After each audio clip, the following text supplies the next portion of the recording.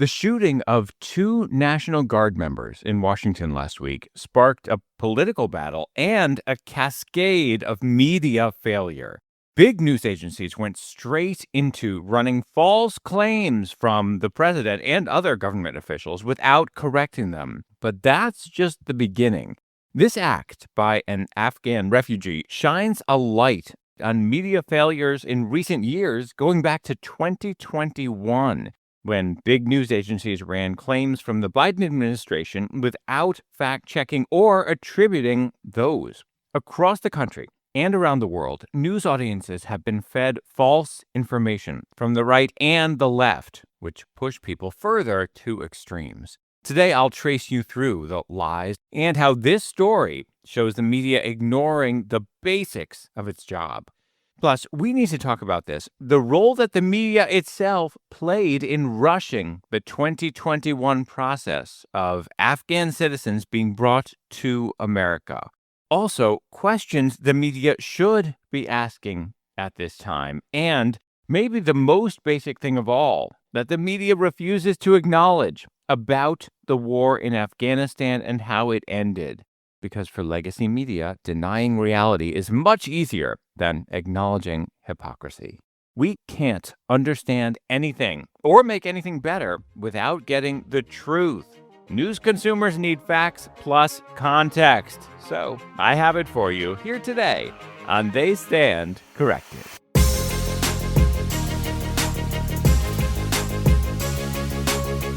Hello and welcome. So great to have you here. For those of you who had a holiday week last week, I hope you had a great one. Oh, I should introduce myself to those of you who are new. Hi, I'm Josh Levs. This is my podcast, They Stand Corrected, which fact-checks the news. I spent 20 years in mainstream media, 10 on NPR, 10 on CNN, where I became the lead on-air fact-checker, basically. I was always doing all this fact-checking. But I was only able to fact-check politicians and pundits, and I wanted to fact-check the news. Now, on the outside, I'm able to do that for you. Along with this show comes a newsletter. I don't expect you to take my word for anything. You will see lots of links and proof and how to get in touch, all that stuff. It's free. But this show is only possible because of supporters. And one great way to support is to become a paid subscriber. Those folks get extra content, searchable transcripts, social media stuff, and more. When people do that, they have the option of putting in a note. So when I'm recording, I always go and take a look at the latest note. Let's see. This is from new paid subscriber Howard Levy. He writes, I supported your work because truth matters. Thank you. Last week, over the holiday here in the U.S., I did a mini episode, and I mentioned in there that I have heard from listeners asking what to say when people believe lies. I provided a 6-word thing that helps a lot, so I encourage you to go back and hear that. Anyway, I mentioned in there that I had just gotten that question the day before. I went back and checked who it was because I always want to give credit. That question was from a listener in Ottawa who chooses to remain anonymous. Hello, Ottawa. Actually, I was once in Canada in October, and people kept wishing me happy Thanksgiving. And I got confused at first, but looked it up, and then I just thought it was great. And I was like, thanks. Another way to weigh in and be in touch is on social media. I'm at Josh Levs just about everywhere. Actually, I was just looking the other day at Instagram. So many responses to a post I did about an episode here about a Yazidi sex slave. She was kidnapped at age 10 by ISIS and then ultimately given to a Palestinian grown man, and was trapped with his family in Gaza, and she was freed in a joint operation by Israel, the United States, and Jordan. If you are on Instagram, you are welcome to join the conversation there. All right, let's jump into this horrible shooting in Washington. At the center of it are two young Americans, Sarah Beckstrom, who was just 20 years old. She died of her wounds on Thanksgiving Day. And Andrew Wolf, 24 years old. As I record this, he is still fighting for his life. The shooter traveled from his home in Washington state, went all the way across the country. He originally entered the United States in 2021 under a program called Operation Allies Welcome, because he had worked with the United States, including the CIA, during the war in Afghanistan. After this shooting, political recriminations erupted immediately. Here is CNN talking about something Trump said. He's already talking about the shooting in the context of his immigration crackdown. The U.S. immediately stopped processing all immigration applications from Afghans. And last night he said this. This attack underscores the single greatest national security threat facing our nation. The last administration let in 20 million unknown and unvetted foreigners from all over the world, from places that you don't want to even know about. Then, of course, CNN moved right on, talking about how Trump is halting immigration from Afghanistan for now. So that 20 million figure just sat there. I have talked about this previously. At one point, Trump claimed 21 million. All these numbers have no basis in reality, and they don't even make sense. What he said in there was unknown and unvetted foreigners. So that sounds like it would be a reference to people here illegally, people who snuck in. I went through the figures in episode 48. When it comes to literally unknown people, as in snuck into the country, analyses show that that number went up during the last year of Trump's previous term, his first term, and then kept going up under Biden. There is a new study about the total number of unauthorized immigrants in the country. This is Pew Research putting that figure at about 14 million people. And that was a big jump from when Trump left office, up by a few million. But this is a case in which there is a significant difference between illegal and unauthorized. In this case, the jump under Biden, Pew says it was due primarily to something called immigration parole and asylum. So it's not the same as people sneaking in and hiding and the United States having no idea that they're here. Those are systems under which people are allowed to enter and stay on humanitarian grounds, but do not have the documentation that one would usually have through the traditional legal process. Anyway, it gets confusing, and I don't want to get too lost in this. And to learn more about it, do check out that previous episode. But this shooter from Afghanistan is at least known. So I thought, okay, maybe Trump in that figure is trying to include people who are here legally, but that wouldn't make sense because they're not unknown. And also, the figures are nowhere near that high anyway. The whole thing is just a crazy number. He just makes up numbers. But think about what the media did here, all right? This was not a live news conference. And even if it was, CNN should have corrected it afterward. This is CNN going back and choosing a soundbite to play for you and then not following it automatically with a note that says, of course, it's false. Now, to be fair, I will tell you that later on in this segment, there was someone speaking live on CNN, a journalist there, who on his own just chose to mention that he said, it's not true that millions came in unvetted. So that's at least something, but it still didn't correct what Trump said because it still sounds like 20 million people came in. And how many of them were unvetted? It's just not a fact check. Anyway, in this same episode, CNN later on played FBI Director Kesh Patel saying this. This individual is in this country for one reason and one reason alone, because of the disastrous withdrawal from the Biden administration and the failure to vet anyway, in any way, shape, or form, this individual and countless others. Again, not remotely true. And they didn't tell you that either. This is not complicated. All right, the program that brought this guy in factually did have some vetting in some shape and form. The real question here is whether the vetting that took place in 2021 was enough. Now, I'm going to emphasize, at this point, we don't know the motivation behind this attack.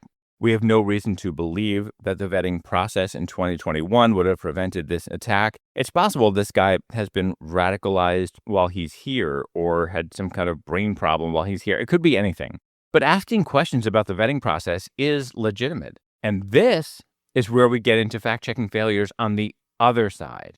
Back in 2021, news reports were giving you the impression that Americans should have nothing to worry about when it came to these folks from Afghanistan who were being brought into the United States. Here's just one example. This was PBS. We should point out to everyone watching, anyone who arrives here has already been vetted before they come to the United States. And here was a so-called fact check segment from CNN. Bottom line, Afghans coming here are being rigorously vetted, either before leaving Afghanistan or in transit countries like Qatar or Kuwait before arriving in the US, and in some cases, both.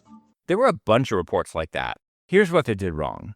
They took claims from the government, in that case, the Biden administration, and treated those as fact. They should have told you, we can't be sure how well these folks are being vetted. The Biden administration says all the following steps are being followed. That would have been accurate. But when they say these folks are vetted, or bottom line, these folks are rigorously vetted, calling that a fact when they couldn't confirm it for themselves? No.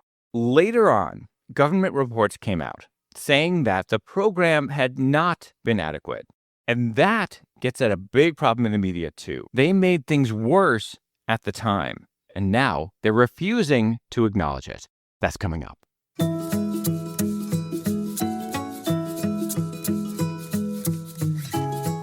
What kind of organization can actually make the world better?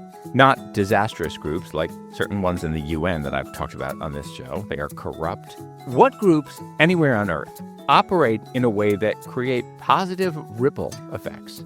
If any kind of group can create a more peaceful world, it's one in which people of different backgrounds, religions, ages, genders, everything work together to save lives, volunteering.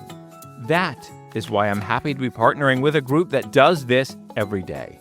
They save lives together in Israel, which sends ripple effects throughout the region and throughout the world. It helps strengthen a democracy. It helps people of different backgrounds get to know each other. That creates a safer world for democracies in general, like us. That's one of the reasons I wear this Ukraine bracelet, actually. Anyway, this group I'm referring to is a registered 501c3, and that is especially significant now because a large portion of the population does charitable giving in the final weeks of the year. If you're looking to make a tax-deductible contribution somewhere, check out the link in the show notes and at my newsletter. Thanks to a sponsorship, for the first 350 people who just sign up with this group for more information, whether you make a donation or not, a small contribution will be made to support this show. So you do an extra good deed. So pick up your phone, or if you're driving, pull over into a parking lot first. Or go to your computer, check out the show notes or the newsletter, click the link, and give this awesome organization your email address. When I was in Israel earlier this year, my taxi driver, Mohammed, told me how he uses his taxi as part of this organization as well. His taxi turns into an ambulance. It's beautiful stuff. Let's build a better, more peaceful world together.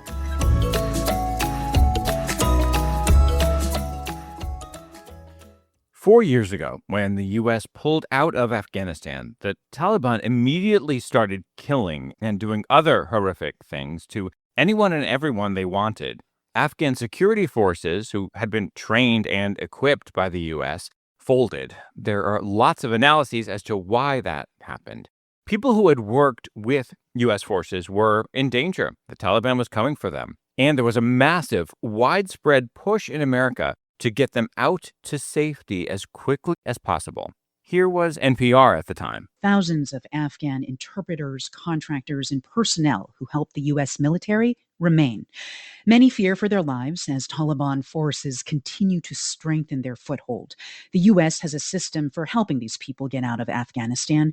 It's called the Special Immigrant Visa Program. The headline for that segment online is U.S. Special Immigrant Visa Program Faces Criticism Over Slow Speed.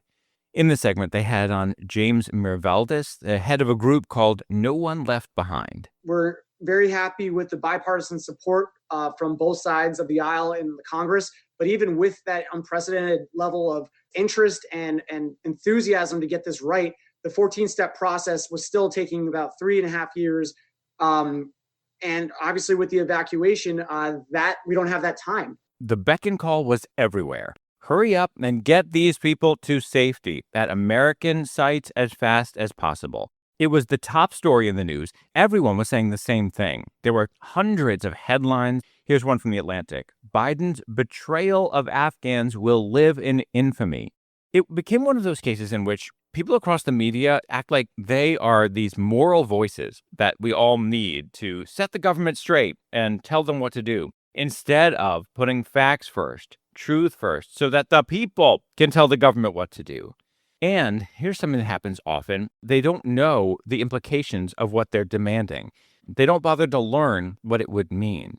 Here's just one example. This was an op-ed in the New York Times by Michelle Goldberg. Oh, Michelle Goldberg. I've talked about her before. She misled readers about Mamdani and failed in journalistic basics. Anyway, here is something she wrote at the time. There is no time for bureaucracy. She wrote about how the U.S. was planning to get Afghans who were awaiting visas to third countries or U.S. military bases. And she argued that the criteria for vetting them, quote, should be as liberal as possible. We should not be consigning people to execution for lack of paperwork. Sure, we didn't really need her to say that, but the idea that people who help the United States should get our help as quickly as possible wasn't even particularly controversial. But there were calls like this everywhere saying get them to U.S. military bases. What do these folks think U.S. military bases are like? That they have all this available space for tens of thousands of unvetted or inadequately vetted people from Afghanistan amid chaos? Anyway, here is the New York Times itself 1 month later. While Afghan evacuees have escaped the Taliban, their lives remain in limbo, with restless children and little to do on the bases across the United States. This report said one base in Wisconsin had nearly 13,000 evacuees. One in Texas had 10,000. There was one in New Jersey with 8,000. The Times told this harrowing story of evacuees who had been in Doha, Qatar, and there were so many people, they didn't have enough water. And then the Times said this, quote, 7 measles cases were discovered among Afghans at the domestic military bases. It also said many evacuees had arrived at Dulles International Airport in Virginia, and hospitals in the area were complaining that they got overwhelmed by Afghans in need of medical treatment. And this was in late 2021, while health officials were still overwhelmed with COVID patients. So that was in the New York Times report. Here's me telling you, all of that was predictable. All right, I looked into this. In some parts of Afghanistan at that time, only 9% of children were vaccinated against measles, according to the best figures available. Of course, some Afghans would bring measles and other diseases with them. And of course, these sites would be overrun. And even at that point, the media was still pressuring the government to get these folks fully processed so they could be off of bases and go start their lives in America. I have mentioned that I sometimes use this AI tool, Gemini, that's Google's tool, just to analyze huge amounts of reporting. I don't use it for fact checking. I've also tailored this tool and taught it a lot of stuff, so it's working for me and for you on this show. But it can be very good at ingesting huge sums of information and analyzing them. So I asked Gemini to take a look at the coverage of the time. Here's what it found. Quote, the media's consistent, intense pressure to rescue Afghan allies in 2021 was a significant factor that drove the Biden administration to prioritize speed and immediate evacuation over the standard multi-year comprehensive security vetting process, leading directly to the documented security gaps. Those documented gaps, by the way, refer to reports that came out later on, starting the following year, that were about how things were rushed. The media has real impacts. Think back to 2016. The media's constant platforming of Trump over other Republican candidates in the primary and then over Hillary Clinton in the election absolutely helped him. The media's ridiculous fixation on Hillary Clinton's emails. I've reported on this show about a study that found that those emails got more attention than all issues combined in big media. So, of course, the media ultimately helped Trump. Recently, the New York media and a bunch of national media helped Mamdani become the mayor-elect of New York by totally failing to report the dangers of what he was doing, on his unconstitutional threats, on his total lack of knowledge about what the words international law even mean. Disastrous stuff. They helped him. The media makes a difference.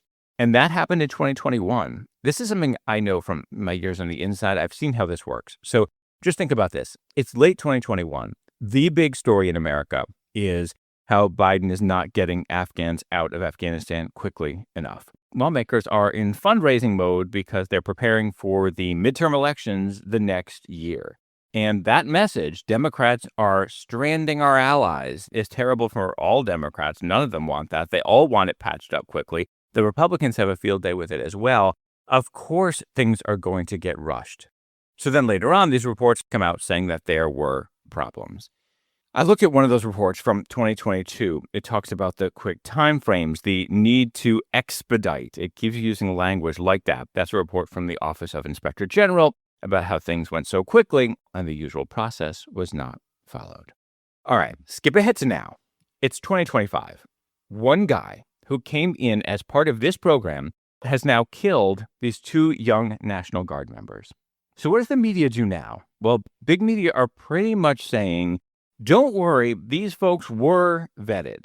There are tons of examples like this. Here's one from NPR.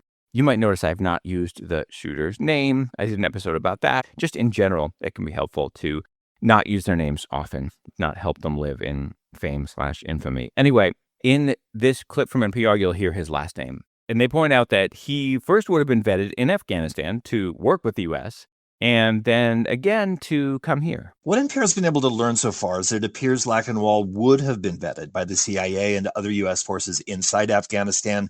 There was also a process for scrutinizing Afghan nationals who entered the U.S. after the U.S. withdrawal and the Taliban takeover. There were audits done, including one conducted by the FBI this year that found flaws with that process. It wasn't perfect, but these refugees were indeed vetted. But were they vetted well enough?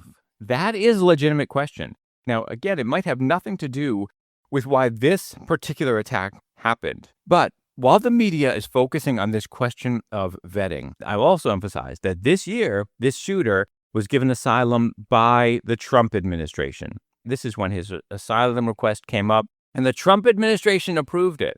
It was up to them to vet him for that. So there are vetting questions all around.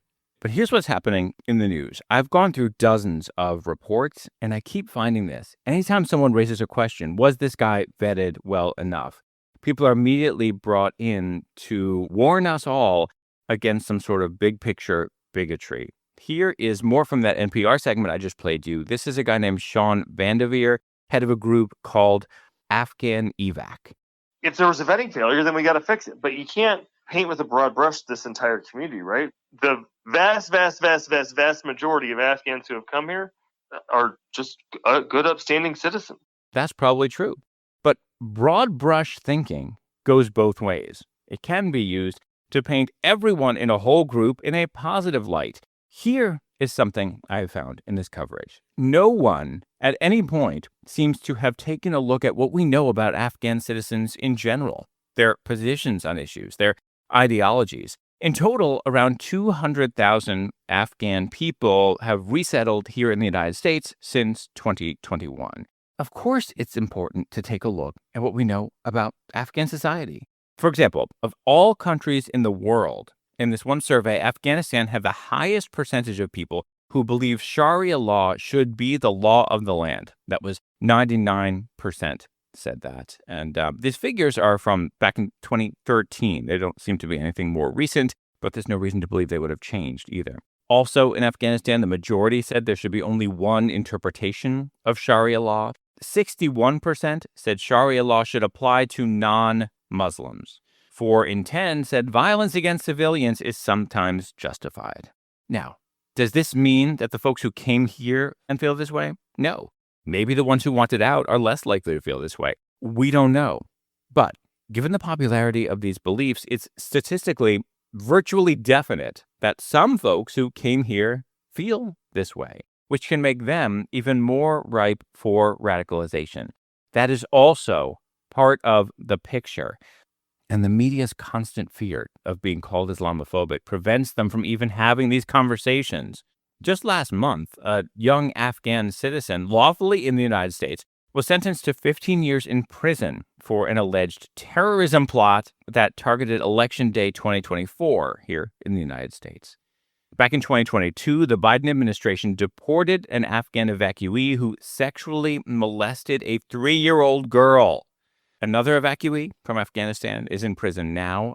When he was 21, he molested a 14-year-old girl. His lawyer here in the United States argued that that was normal where he came from and that he had not yet adjusted to American society. We have to be able to talk about this. Cultures exist. Broad brush thinking would be to write off all members of a group as being awful or all members of a group as being beyond question, beyond reproach. So here's where we are. The media pushed to get tons of people out en masse amid chaos. It is not only possible, but very likely that the extensive vetting process would have turned up information about some of these folks and they would not have been allowed into the United States. There were no easy answers at the time. I'm not saying there were. Wanting to get people to safety when they helped us was a good thing, but the media was myopic. And now it doesn't want to face or consider the potential consequences of its own actions. But there's something bigger that the media also isn't saying. The one word about the war in Afghanistan that could change how millions, even billions of people understand one of the most controversial topics on Earth. That's coming up.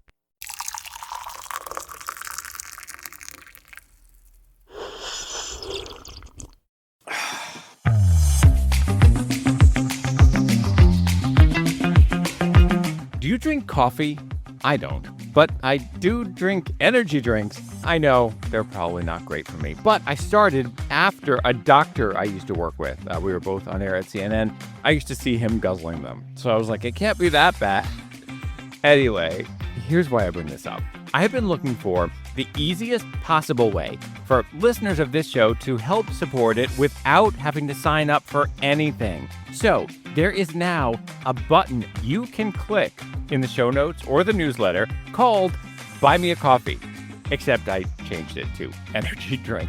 You could toss in $1 or, for a nice significant figure, $1.80 or $18, whatever you wish.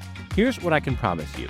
Knowing that you are helping fuel this effort for truth-telling will give you more energy than a fancy, overpriced double shot, whatever, from a coffee place. And supporting this show is way, way cheaper. You don't even have to give an email to support in this way. It's just a click. It's buymeacoffee.com/JoshLebs. Give yourself that percolating sense of joy and help me keep pouring you bottomless cups of truth. And while you're there, if you want to, you can toss in a request for this show as well. I'm here to serve. Is that enough coffee puns for this break? Coffee break! Let's see, Googling coffee puns. Oh, these are awful. I love you a latte. You mocha me crazy. Oh, I can't espresso how appreciative I am. Okay, that one's all right. Don't worry, be frappy? That doesn't even rhyme unless you pronounce it wrong. Buymeacoffee.com/JoshLebs. Thanks. A couple of episodes back, I told you about recent terror attacks in India and Pakistan and how there have been these long pieces written about them in the big media without a single mention that the groups carrying out those terrorist attacks in both countries are Islamist terrorist groups. They claim responsibility. They're proud of this stuff. The media runs away from reality because of its obsession with victim narratives. There's this instilled thinking that mentioning the fact that these terrorists are Islamist is somehow Islamophobic, which is insane. Well, as I record this episode, listeners have been sending me coverage of this horrible shooting of the two National Guard members, Sarah Beckstrom and Andrew Wolf. There is not currently any reason to believe that an organized group was behind it, and as I've said, we don't know the motivation. However, there are all these long stories about the attack without a single mention that this guy, the shooter, is Muslim. We don't know whether his inspiration for this was in any way Islamist. Homeland Security Secretary Kristi Noem says authorities believe he was radicalized while here in the United States. But radicalized by whom? We don't know that yet. I went searching to determine what we know about him. Virtually everyone from Afghanistan these days is Muslim. The country long ago killed or banished anyone who was not Muslim or forced them to convert. Officially, the population is like 99.7% Muslim. So the chances were pretty clear that he is or was Muslim. Finally, I found one line in one report buried way down, which was a quote from someone who attends the same mosque as him. But even that report avoided the word Muslim. Now, contrast that against something else. Recently, there have been some individuals in part of the Middle East behaving terribly and getting a lot of news attention. They live in an area that is weirdly called the West Bank. It doesn't make sense that we call it that anymore. Whatever. I've talked about this in previous episodes. Anyway, every report that I have found about these folks have referred to them as Jewish and or Israeli. But telling you that this shooter is Muslim? No. There are currently some suggestions that he may have yelled Allahu Akbar while shooting these 2 National Guard members, but that is not confirmed. When I tell you there is institutional bigotry, it's because there is. That's a fact. And that brings me to the word missing from all this coverage. In 2021, the media lamented the U.S. departure from Afghanistan. There were tons of reports and segments saying all this progress was being lost. Here was MSNBC speaking with the former NBC Afghanistan bureau chief. A lot of people think these 20 years were not worth it. And we did just press erase for the last 20 years. But we saw a lot of achievements in the last 20 years. We saw girls going to school. We saw women in the workplace and the government running for president. These last 20 years were worth it for the Afghan people. And unfortunately, right now, it is mourning. People were mourning, she said, all those achievements during 20 years. What were those 20 years? What exactly was ending late in 2021? Occupation. Actual occupation. Unlike the factually not occupied, so-called occupied territories the media has referred to for decades in their obsession with hating on Israel. Surveys at the time showed Afghans overwhelmingly wanted the U.S. out. The departure was a mess, and there was blame to go around. Trump had struck a deal with the Taliban in his first term, and he had shown off about how the U.S. couldn't stop the departure even after he left office because he wanted credit. That deal he made with the Taliban included no protections for people in Afghanistan who had worked with the United States. It seemed that didn't even occur to anyone in the first Trump term to make that part of what they negotiated. Biden kept to the departure, and his administration was unprepared for how quickly Afghans folded, giving right into the Taliban. So it went around collecting all the weapons that the security forces had been given. They abandoned their post. So here's what happened. A vicious terrorist attack, 9/11, followed by a war, during which the leaders of that region were thrown out of power. Then they took back over and went around openly killing anyone they wanted. Any lessons in there about things going on now? The 10/7 attack, Hamas never fully deposed, but as soon as the ceasefire was implemented, it went around killing anyone it wanted. Also, way more civilians were killed in the U.S.-led war in Afghanistan and the U.S.-led war on terror in general than in Gaza. Way, way, way more. No comparison. The media doesn't tell you any of this because that would require a commitment to facts plus context. So much more to say about this. I want to hear from you. Share your thoughts. As always, there are 2 great ways to reach me. The best is through the newsletter, and the other way is through a form at my website. I read every message that comes in, and I love hearing from you. Thank you so much for listening. Be sure to hit that subscribe button on whichever app you use for podcasts. And I will see you next week.